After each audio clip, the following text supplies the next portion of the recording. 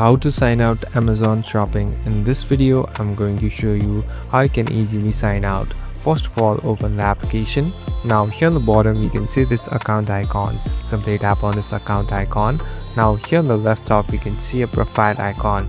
Simply tap on your profile icon. Here you'll be able to see your account and your information. Here on the bottom you can see sign out and switch accounts. So you can either switch your accounts or directly sign out. So before doing this, make sure you have your ID and password saved, because sometimes you will need it and later there might be some issues or you might get irritated too. Now simply tap on sign out.